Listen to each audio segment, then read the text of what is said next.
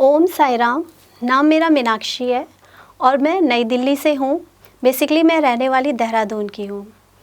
बाबा के बहुत सारे अनुभव हमें होते रहते हैं।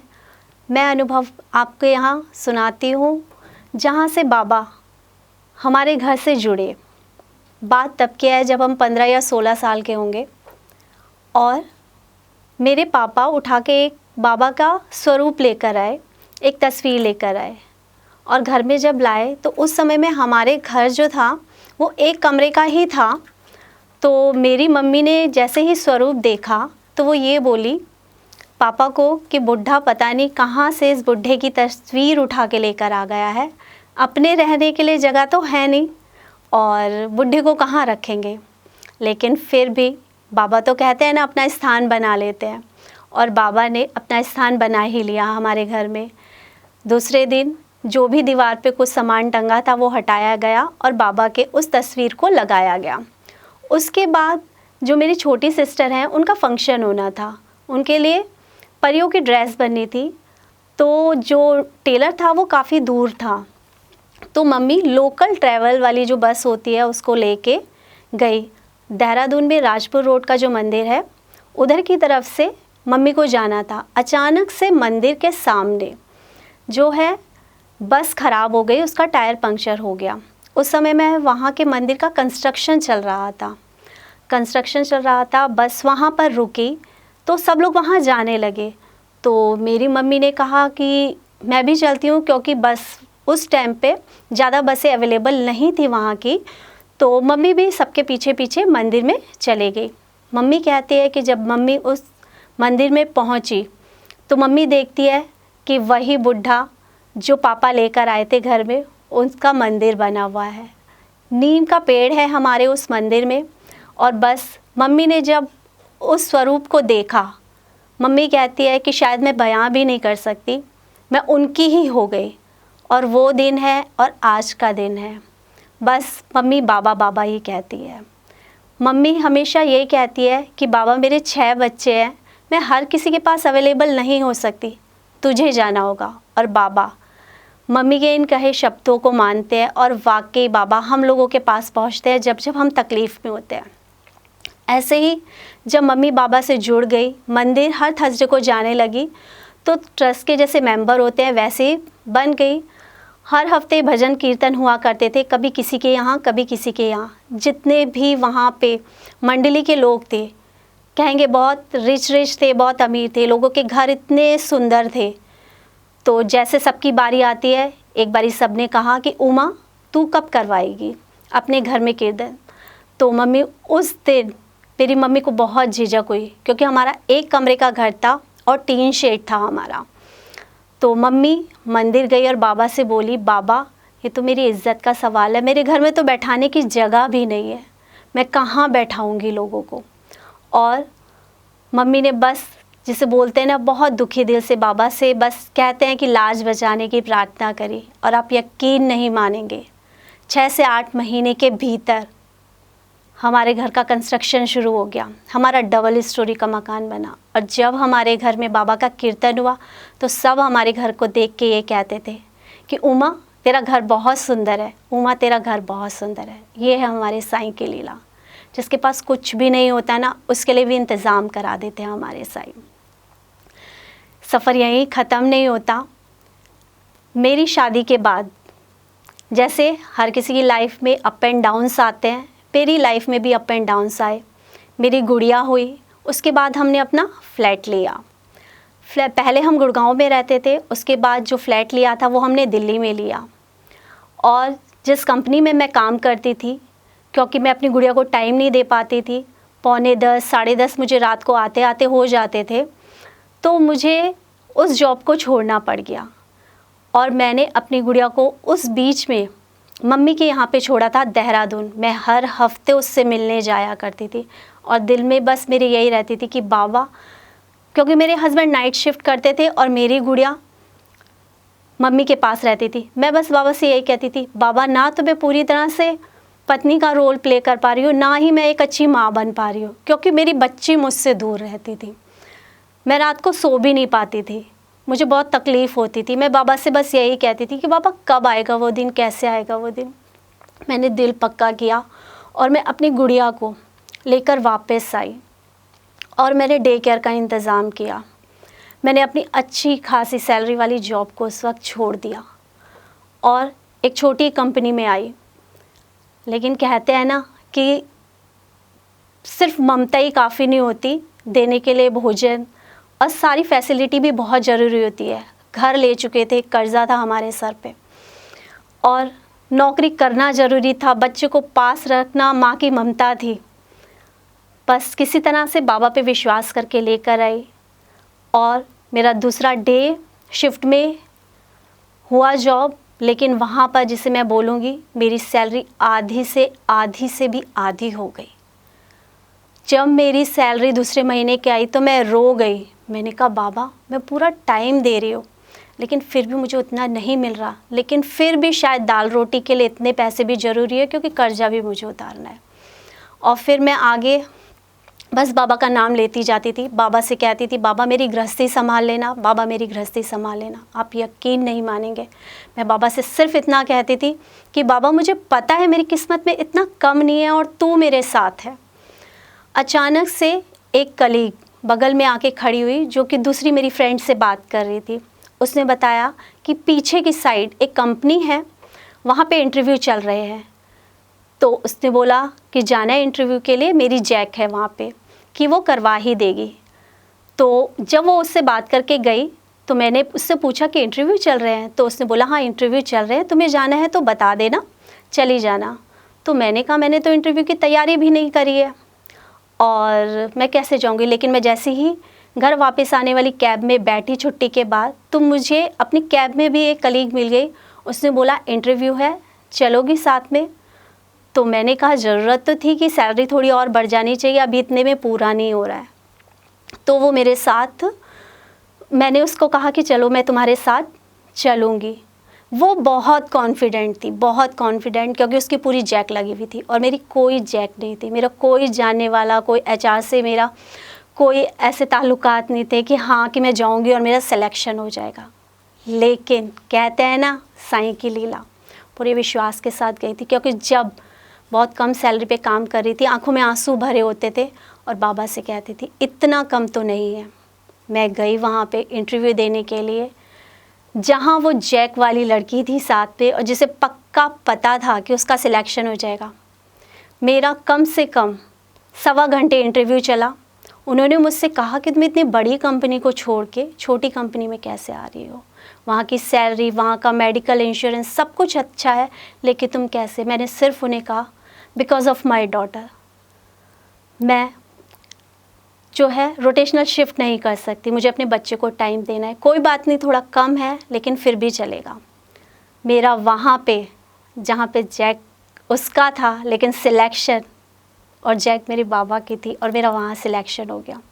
उसके बाद थोड़ी स्थिति बदली, धीरे धीरे करके वहाँ सैलरी बढ़नी शुरू हो गई। अगर मैं कहूँगी कि वहाँ भी उतने अच्छे पैकेज पे मैं नहीं लगी थी, लेकिन बड़ी कंपनी से छोटी कंपनी में आई थी और जब इस कंपनी में आई 6 महीने के अंदर तो पैकेज थोड़ा अच्छा हो गया था। लेकिन विद इन 6 मंथ यहाँ पे भी धीरे धीरे बढ़कर सैलरी अच्छी हो गई। अब हम इंसेंटिव भी कमाने लगे, बोनस भी आने लगा, सब कुछ अच्छा चल रहा था। और फिर लेकिन कर्जा था। बाबा से यही कह रही थी कि बाबा कैसे करें कैसे करें। हमारे यहाँ पे नजफगढ़ वाला मंदिर है दिल्ली का, मैं वहाँ पे गई, बाबा का छोटा सा स्वरूप लेकर आई मैं, और बाबा का छोटा सा स्वरूप लेकर आई साथ पे, और वहाँ पे बाबा को कहा बाबा चलो मेरे साथ, मैं बहुत तकलीफ़ में हूँ। आप लोगों को बिलीव हो या ना हो, लेकिन उस दिन जब हम एक्टिवा पे बैठे हुए थे ऐसा लग रहा था साथ साथ कोई चल रहा था। दूसरे दिन से नवरात्रे शुरू होने वाले थे। मैं ऑफ़िस के लिए सुबह 4:30 बजे उठती थी ताकि घर का सारा काम कर सकूं, टिफ़िन वगैरह सब कुछ पैक कर सकूं। 7:15 पौने 7 बजे तक मैं घर छोड़ देती थी अपना। उस दिन मैं उठी, मुझे बाबा को वहाँ पे स्थापित करना था जहाँ पे मैंने माता की चौकी लगाई थी, लेकिन मैं भूल गई। ऑफ़िस में बैठी याद आया तो मैंने कहा चलो शाम को लगा दूँगी, बाबा को वहाँ पे शाम को स्थापित करूँगी।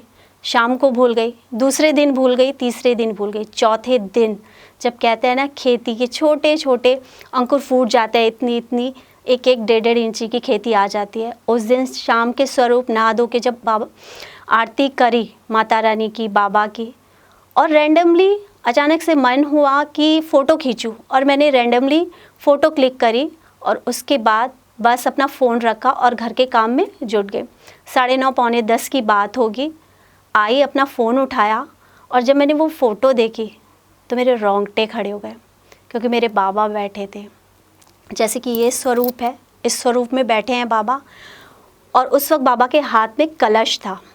जैसे बाबा अपनी लेंडी बाग में जल चढ़ाया करते थे, वैसे ही बाबा मेरी खेती में जल दे रहे थे। वो दिन है और आज का दिन है, मैंने कभी पीछे मुड़ के नहीं देखा। बाबा ने हमेशा तरक्की की राह पे ही बढ़ाया। हमारी स्थिति सही होती चली गई। वक्त ऐसा भी था उस पल पे कि हमारे पास 500 रुपये भी अगर बच जाए ना महीने के लास्ट में, तो शायद बचते ही नहीं थे। हम बहुत, और मुझे अपना भविष्य ही नहीं लगता था कि क्या होगा, कैसे होगा। लेकिन धीरे धीरे करते करते हम आगे बढ़े। बाबा ने गृहस्थी संभाली। बस मैंने हमेशा बाबा से ये कहा, मेरी गृहस्थी संभाल लेना साईं, मेरी गृहस्थी संभाल लेना, और तू है ना तो सब कुछ करेगा। ऐसे ही थोड़ा आगे बढ़ते हैं, ज़िंदगी में ज़रूरतें बढ़ती जाती है। उसके बाद अभी कोविड का टाइम था, सब कुछ अच्छा चल रहा था। अचानक से मेरी तबीयत ख़राब होने लगी। मेरा जो यह हाथ है, इसमें कार्पल ट्यूनल की प्रॉब्लम हो गई। कंटिन्यूसली दवाई चल रही थी, हाथ मेरा नीला पड़ जाता था, तीनों उंगलियां मेरी नीली पड़ जाती थी, मैं सिस्टम पे काम नहीं कर पाती थी। लेकिन कोविड में प्राइवेट सेक्टर में थे तो लगता था कहीं जॉब ना छूट जाए, इसलिए डर की वजह से जॉब भी करते थे। किसी तरह से डर से डॉक्टर को दिखाया और डॉक्टर ने जो टेस्ट लिखा था उसमें ये कहा कि दूसरे दिन जाकर ही ऑपरेशन करा लो, वरना दूसरे हाथ में भी प्रॉब्लम हो जाएगी। और वाकई मेरे दूसरे हाथ में प्रॉब्लम होनी शुरू हो गई थी। लेकिन फिर भी मैंने कहा बाबा है ना, और कोविड की स्थिति थी क्योंकि मेड भी नहीं रख सकते थे हम लोग, हमने मेड नहीं रखी। उसके बाद क्या हुआ, बाबा ने धीरे धीरे करके, एक दिन ऐसा हुआ कि मैं मंदिर की सफाई कर रही थी। ऊपर मंदिर मेरा ज़्यादा बड़ा नहीं है, छोटा जैसे लकड़ी का होता है वैसा। सफाई करने के लिए बाबा की मूर्ति नीचे उतार के टेबल पे रखी, अचानक से घंटी नीचे गिरी और बाबा का इतना हाथ टूट गया। मैं बाबा को हाथ में लेके बहुत रोई, क्योंकि मेरा हाथ सूजा होता था और मेरे बाबा के स्वरूप का हाथ भी फूला हुआ होता था। बाबा मेरा दर्द लेते जाते थे और मैं 8-8, 10-10 घंटे की शिफ्ट करती थी और मुझे उस वक्त नहीं पता चलता था। लेकिन रात को जब मैं सोती थी, मैं पूरी रात सो नहीं पाती थी। पूरी रात में हैंडशेक करती थी कि मेरे ब्लड सर्कुलेट हो जाए। और उसके बाद कहते हैं ना कि बाबा ने सारे दुख दर्द अपने ऊपर ले लिए, बिना ऑपरेशन के मेरा वो दर्द सही हो गया। इसके अलावा मुझे कोविड हुआ, मेरे हस्बैंड को कोविड हुआ, और एक दिन स्थिति ऐसी थी, मेरे हस्बैंड का बुखार उतर नहीं रहा था और मेरी स्थिति भी ख़राब हो गई थी बहुत ज़्यादा। मेरे हस्बैंड ऐसे बेहोशी की हालत में पड़े थे, बहुत डर लग रहा था और मुझे उस दिन बहुत प्यास लग रही थी, लेकिन मेरे उठने की हिम्मत भी नहीं थी। प्यास की वजह से मैंने अपने हस्बैंड की तरफ देखा, सोचा इनसे पानी मांग लूँ, लेकिन हस्बैंड तो बेसुध में पड़े थे। मैं सिर्फ बाबा से बोली, बाबा मुझे बहुत प्यास लग रही है, बाबा मुझे बहुत प्यास लग रही है। और पता नहीं बोलते बोलते मेरी आंखें बंद हो गई और थोड़ी देर बाद जब मेरी आंख खुली तो मेरा गला इतना गीला था जैसे किसी ने आके मुझे पानी पिलाया। और बस बाबा ने उस स्थिति में भी, बहुत ज़्यादा तबीयत ख़राब हुई थी मेरे हस्बैंड की। मेरा इतना नहीं हुआ था लेकिन तकलीफ़ बहुत थी, क्योंकि मुझे सब कुछ खुद ही करना पड़ रहा था। अगर नीचे भी जाना होता था तो किसी तरह से किसी को पता ना चले। उस टाइम तो आप समझ ही सकते हो कोविड में लोग कैसे एक दूसरे को छूत की बीमारी की तरह देख रहे थे। पर किया, बाबा ने साथ दिया और बाबा ने बचा लिया। उसके बाद एक और नया किस्सा शुरू होता है कि मैंने जब रिज़ाइन दिया, उस पल को मुझे लगता था कि अगर मैंने नौकरी छोड़ दी तो हमारी स्थिति वीक हो जाएगी। आज जो चीज़ हम बच्चे को दिला पाते हैं वो नहीं दिला पाएंगे, क्योंकि डबल सैलरी और सिंगल सैलरी में अंतर आप लोग समझ सकते हैं। लेकिन जहाँ मेरा लास्ट डे था नौकरी का, मैंने अपने व्हाट्सएप स्टेटस पे डाला, today is the best day of my life. मुझे नहीं पता था कि क्या होने वाला है, लेकिन मैं खुशी खुशी बाबा से कह रही थी, बाबा तू है ना, सब कुछ सही हो जाएगा। इसी बीच जिस बीच मेरा रेजिग्नेशन मैंने दे रखा था अपना, मेरे हस्बैंड की उनके ऑफिस में बहस हुई और वो रिज़ाइन देकर आ गए अपना। वो आए रात को, उनकी 10:30 का टाइम है, आंखें लाल हो रखी थी, ऐसा लग रहा था कुछ हुआ है। मैंने उनसे पूछा क्या हुआ, उनका फेस बता रहा था कुछ तो हुआ है। उन्होंने बोला कुछ नहीं हुआ, बस अभी मुझे फ़्रेश होने दें। फ़्रेश होके बाहर आए, मैंने कहा क्या हुआ, उन्होंने कहा मुझे बात नहीं करनी अभी। मैंने बोला खाना खा लो, उन्होंने बोला नहीं मुझे भूख नहीं है। मैंने इनका चेहरा देखा और कहा रेजिग्नेशन दे के आए हो क्या? पता नहीं मुझे कैसे वाइब्रेशंस आ गई और वो मेरे कंधे पे रख के सर अपना फूट फूट के रोने लगे। लेकिन उस पल जहाँ मेरा रिज़ाइन चल रहा था, जहाँ ये रिज़ाइन देकर आ गए, उस पल भी पता नहीं क्यों ऐसा एक कॉन्फिडेंस था ज़िंदगी में कि बाबा है और बाबा सब कुछ संभाल लेंगे। मैंने कहा कोई बात नहीं, जो होता है अच्छे के लिए होता है, आप खाना खाओ पहले, भूखे मत रहो। मैंने खाना उन्हें दिया। खाना परोसने के बाद अपने बाबा के पास आई, बाबा को भोग लगाया और बाबा से प्रार्थना करके कहा और हंसते हुए कहा बाबा से, तू है ना, तू सब देख लेगा, गृहस्थी मेरी तू ही संभालेगा। और मुझे बिल्कुल डर, पता नहीं मुझे रियलिटी में मुझे उस बीच डर क्यों नहीं लगा, मुझे खुद ही नहीं पता, क्योंकि मैं एक ऐसी लड़की थी, मुझे इतना डर लगता था कि जॉब छूट जाएगी तो क्या होगा, मुझे कोई भविष्य नज़र नहीं आता था। लेकिन मेरा रेजिग्नेशन हुआ उस दिन, जिस दिन मेरा लास्ट डे था। मैंने मॉर्निंग में स्टेटस डाला था today is the best day of my life. उसके बाद 5:30 बजे लॉग आउट होता है। तब तक मुझे पता नहीं था कि आने वाला कल कैसा होगा मेरा। लेकिन मेरे बाबा की लीला तो कुछ अलग ही थी। रात के 11:30 पौने 12 बजे का टाइम था। मेरे हस्बैंड के पास एक नया ऑफ़र लेटर आ जाता है जिसमें सैलरी उनकी जो मैंने छोड़ा था, बाबा ने उनकी सैलरी में ऐड कर दिया। यानी मेरा तराजू ऐसे होने वाला था और बाबा ने बैलेंस कर दिया। ये है मेरे साईं की लीला। बस विश्वास करके देखो, बाबा झोलियाँ ऐसी भरते हैं ना कि पता ही नहीं चलता। अनुभव तो बहुत से हैं, शायद ख़त्म ही नहीं होंगे, लेकिन अब मैं अपने शब्दों को यहीं लगाम लगाती हूँ और इसके अलावा सिर्फ अपने बाबा के लिए कुछ शब्द कहूँगी। साईं तेरी लीला कभी समझ ना पाऊँ मैं, तेरे चरणों में सदा शीश झुकाऊँ मैं, तेरे चरणों में सदा शीश झुकाऊँ मैं, तेरी बस तेरी ही हो जाऊँ मैं, तेरी बस तेरी ही हो जाऊँ मैं। बाबा ने मुझे बहुत कुछ दिया। सभी साईं भक्तों से सिर्फ इतना कहना चाहती हूँ, दृढ़ विश्वास रखो।